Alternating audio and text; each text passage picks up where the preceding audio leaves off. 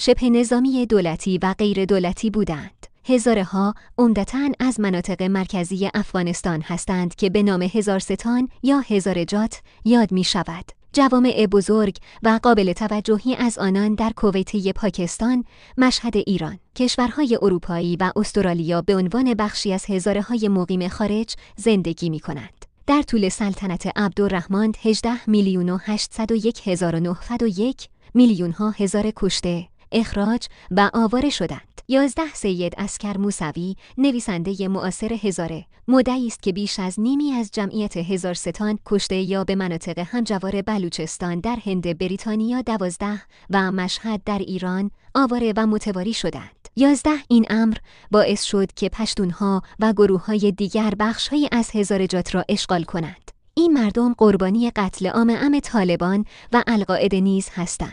در دوران پس از طالبان، شرایط برای هزاره‌ها در افغانستان کمی بهبود یافته است.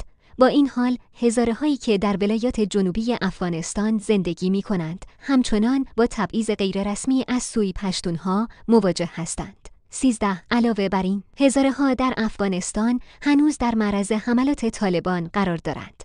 حمله در سال 2018 در مالستان در مرکز افغانستان به هدف کشتار این مردم انجام شد. 14 در طول دهه 2000 و اوایل دهه 2010 هزاره‌ها در بلوچستان پاکستان با حملات گروه‌های شبه نظامی مانند لشکر جهنگوی نیز مواجه شدند. در اواسط دهه 2010 وضعیت امنیتی هزاره‌ها در بلوچستان بهبود یافت. با این حال، بهبود حفاظتی که از قرار دادن دیوارها و ایست‌های بازرسی در اطراف شهر آنها حاصل شده است، زندگی آنها را نیز دشوار کرده است. 15